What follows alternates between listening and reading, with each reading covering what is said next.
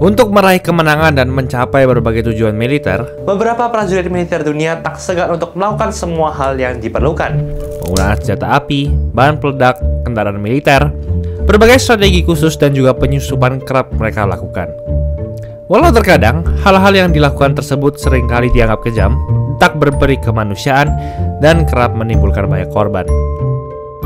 Tetapi selain strategi-strategi konvensional tersebut, beberapa prajurit militer dunia tak jarang pula menggunakan strategi yang cenderung nyeleneh, bahkan sulit diprediksi oleh musuh. Dan berikut ini 5 strategi atau penyamaran militer teraneh yang pernah dipakai dalam sejarah dunia.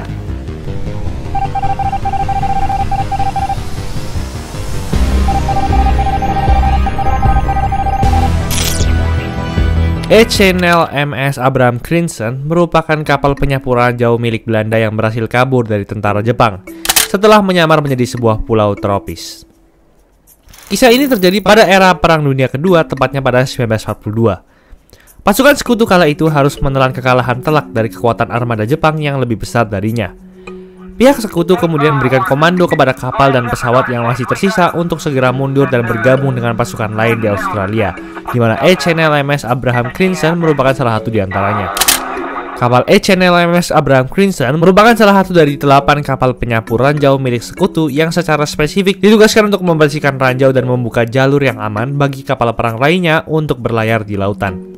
Mengingat kapal ini didesain untuk membersihkan ranjau dan bukan untuk bertempur atau mengintai, kapal ini tergolong sebagai kapal yang lambat dan hanya dapat bergerak pada kecepatan 15 knot atau sekitar 28 km per jam.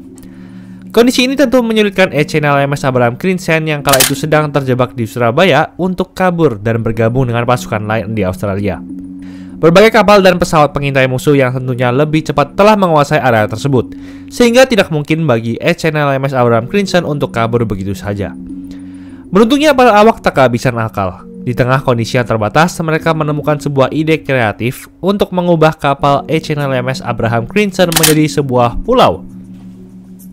Sang kapten memerintahkan anak buahnya untuk mengumpulkan berbagai dahan, ranting, dedaunan, dan juga bebatuan kecil, dan bahkan mengecat kapal sehingga menyerupai pulau-pulau kecil yang ada di Jawa. Sebuah penyamaran yang tampak sempurna. Tetapi mereka juga tidak gegabah dan hanya bergerak di malam hari saja. Bahkan mereka mengganti dedaunan yang terlihat layu. Hingga akhirnya pada 20 Maret 1942, HNL MS Abraham Crimson sampai di Australia dengan selamat. Tetapi bagaimana dengan pohon pencabut nyawa berikut ini?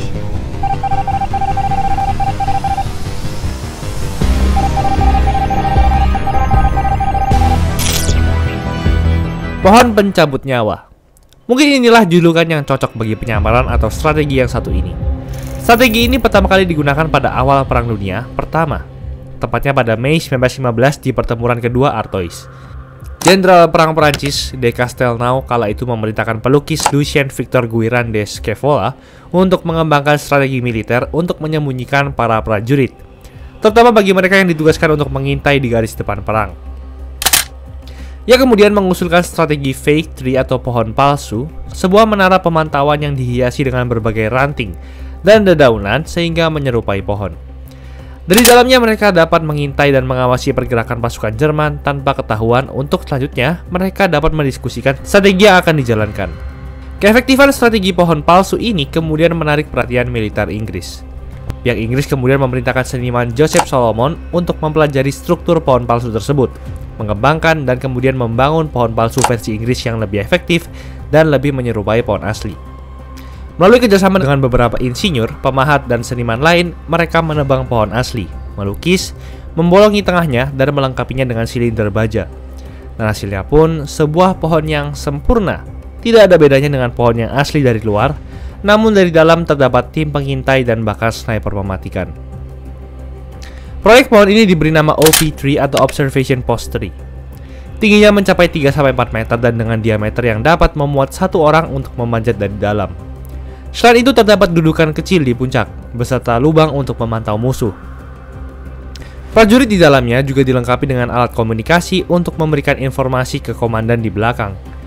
Dan ada kalanya pula, prajurit tersebut membawa sniper mematikan, lalu menembakkannya dari dalam pohon, membunuh musuh secara instan dan juga tersembunyi. Karena itu pohon ini dijuluki pohon pencabut nyawa. Ngeri juga ya julukannya. Tetapi bagaimana dengan strategi penipuan berikut ini, di mana para tentara membuat film Hollywood di tengah perang? Nggak masuk akal kan?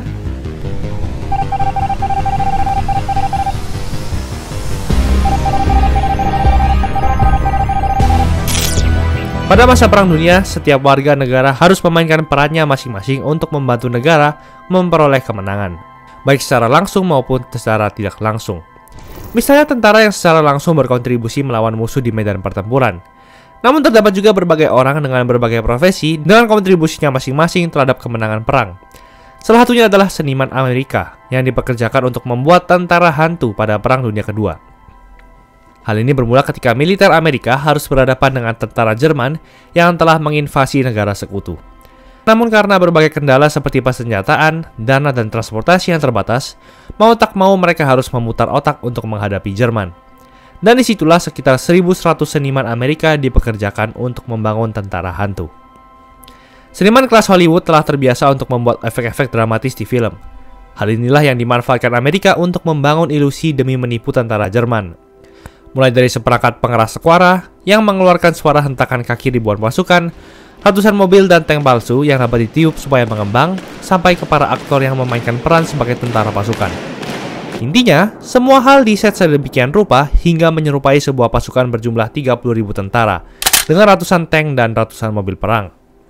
Hal ini tentu membuat pihak Jerman ketakutan. Terbukti pada 1944 hingga 1945, tentara hantu diklaim berhasil melakukan 22 operasi penipuan untuk menyesatkan Jerman, di mana hal ini sangat berpengaruh terhadap kemenangan sekutu atas Jerman. Para seniman disumpah untuk tidak menyebarkan trik ini kepada siapapun, hingga akhirnya pada 1996, kisah ini pun terungkap dan mulai tersebar ke masyarakat.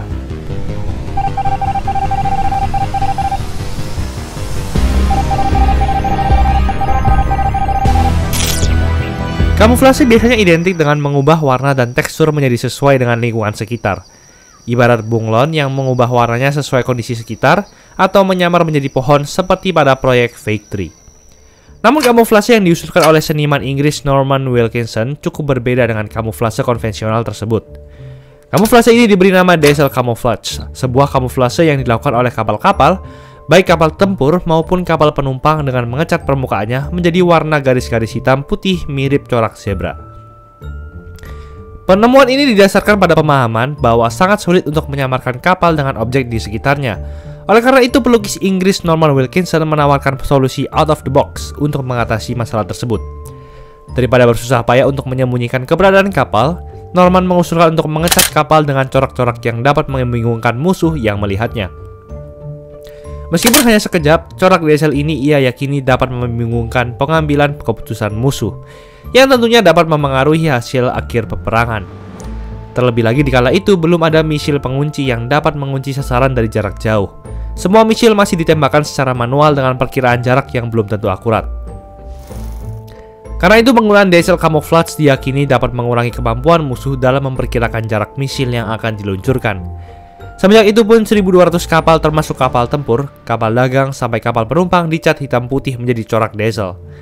Penggunaan corak ini banyak digunakan saat Perang Dunia Pertama. Namun mendekati akhir peperangan dan saat memasuki era Perang Dunia Kedua, para pasukan musuh pun semakin familiar dengan trik ini.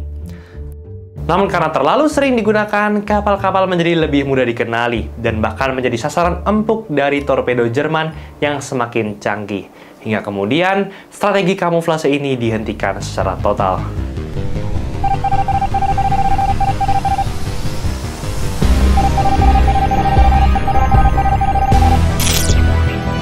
Operasi Jaywick merupakan operasi militer rahasia yang dilakukan oleh gabungan komando dan unit khusus untuk menginvasi kapal Jepang yang berada di Singapura. Operasi rahasia ini memang terdengar sangat keren dan menegangkan. Namun di balik hal tersebut ternyata terdapat suatu strategi aneh yang mereka gunakan untuk dapat mencapai Singapura. Kru yang terlibat dalam operasi ini dijuluki dengan nama Kraid, sebuah nama yang diambil dari nama salah satu ular Asia yang terkenal berukuran kecil namun berbahaya. Pada 2 September 1943, Kraid meninggalkan Teluk Exmouth di Australia dan pergi menuju ke Singapura. Misi utama mereka adalah memasang ranjau di kapal-kapal Jepang yang berada di pelabuhan Singapura. Namun yang menjadi masalah utama adalah bagaimana mereka bisa mendekati kapal-kapal Jepang tanpa diketahui. Apalagi penampakan fisik dan wajah mereka sangat menunjukkan kalau mereka adalah tentara sekutu. Sesuai namanya, Kraid, ular kecil yang berbahaya, unit rahasia ini bergerak dalam jumlah kecil, namun menggunakan strategi-strategi yang aneh atau nyeleneh, atau patut dipertanyakan. Tetapi nyatanya strategi ini sangat berbahaya bagi pasukan Jepang. Untuk mendekati pelabuhan Singapura, mereka menyamar menjadi nelayan lokal setempat. Kraid menggunakan kapal nelayan yang mirip dengan kapal nelayan lokal. Selain itu, untuk menutupi fisik mereka yang sangat Caucasian, mereka mewarnai rambut menjadi hitam dan juga menggelapkan kulit menjadi coklat dengan pewarna. Ya, walaupun secara fisik dan wajah mereka masih terlihat sangat bule, seperti yang terlihat pada foto kru Kraid ini. Tetapi nyatanya Kraid berhasil mengelabui tentara Jepang dan tiba di Singapura. Pada malam hari, 26 September 1943, mereka berhasil tiba di pelabuhan dan memasang ranjau ke beberapa kapal Jepang. Sebelum akhirnya mereka kembali ke tempat persembunyian. Walau strateginya cukup aneh, nyatanya mereka berhasil menjalankan misi dan kembali dengan selamat.